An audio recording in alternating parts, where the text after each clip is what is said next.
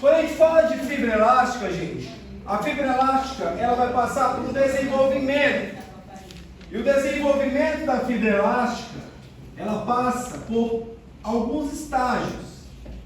Primeiro de tudo, na hora que eu começo a configurar, confeccionar uma fibra elástica, é como se eu fizesse uma coluna de concreto. Eu preciso montar o que antes? A caixaria, não é isso? Depois eu começo a depositar concreto dentro. É assim que funciona. Então aqui, para formar essa fibra elástica aí, eu vou formar uma caixaria aqui, ó. Vamos lá. Essa caixaria é o arcabouço da fibra. É só o arcabouço, dentro está vazio, não tem nada.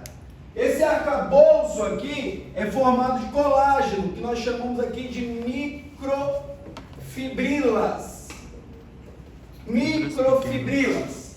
Professor, então quando eu começo a formar uma fibra elástica, eu formo um arcabouço formado por microfibrilas, o qual esse primeiro estágio da fibra, ele é chamado de fibra oxitalânica.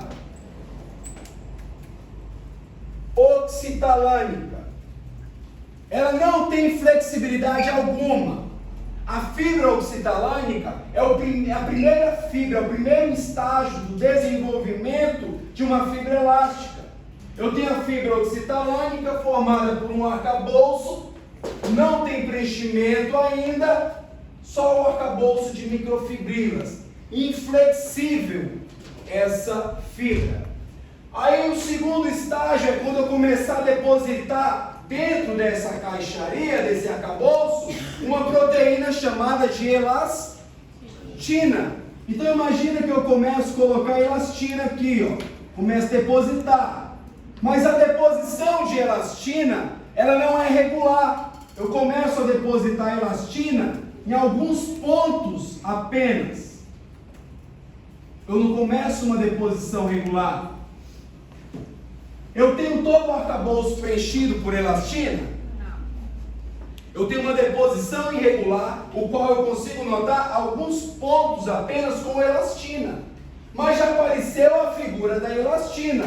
Eu não tenho mais só as microfibrilas. Se eu disser a vocês que a fibra oxitalânica passou por um processo de deposição irregular de elastina, tendo uma deposição parcial, eu entro no segundo estágio, chamado de fibras elaunínicas. Fibras elaunínicas. Então, fibra elaunínica é o segundo estágio para a formação de uma fibra elástica.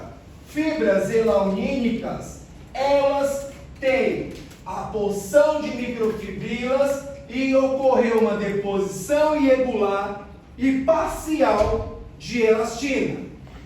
Na hora que eu tiver toda essa porção aqui preenchida por elastina, eu tiver uma deposição total de elastina, aí eu tenho a fibra elástica.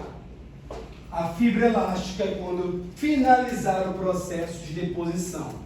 Então, primeiro eu formo uma estrutura, um arcabouço formado de microfibrilas, colágeno, chamado de fibra oxitalânica. Começo a depositando em algumas regiões desse arcabouço a elastina, passando para as fibras elaunínicas. Depois das elaunínicas, quando eu finalizei a deposição de elastina no arcabouço da fibra, aí eu tenho a formação da fibra elástica. De uma fibra inflexível, chamada de oxitalânica, quando eu tive uma grande deposição, uma deposição total de elastina, eu passei a ter uma fibra extremamente elástica, muito mais elástico do que a própria borracha, 5 vezes mais elástica do que a borracha, com capacidade de sofrer deformação quando está sob tração, e quando cessa a tração, ela retroagir para o estado originário. Então, se ela sob tensão, ela deforma.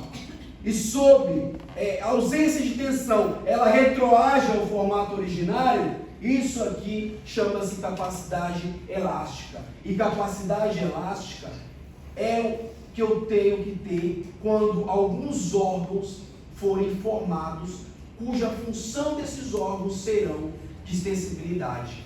Vocês acham que eu preciso ou não, lá na minha bexiga, ter uma inserção profunda de fibras elásticas? A bexiga se distende? Muito.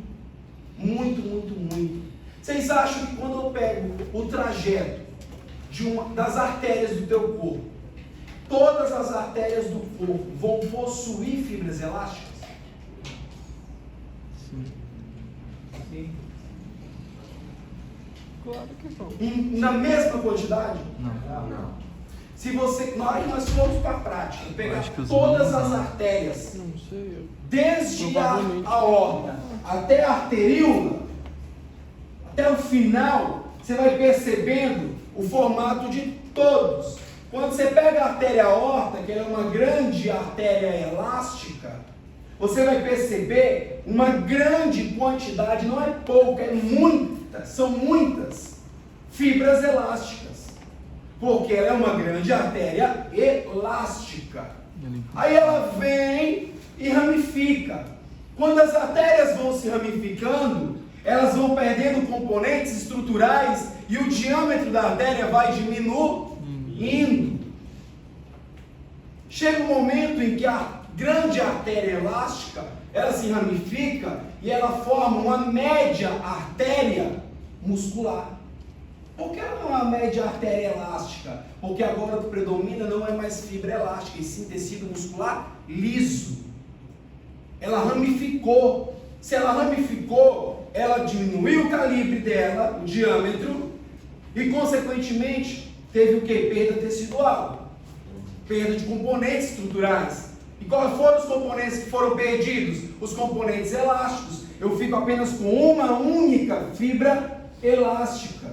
Professor, então as artérias médias, elas têm só uma fibra elástica? Sim, elas não precisam ter de extensibilidade, porque o fluxo inicial foi dado pela artéria aorta. Musculatura lisa contrai? Contrai lentamente. É o suficiente para manter o que? O fluxo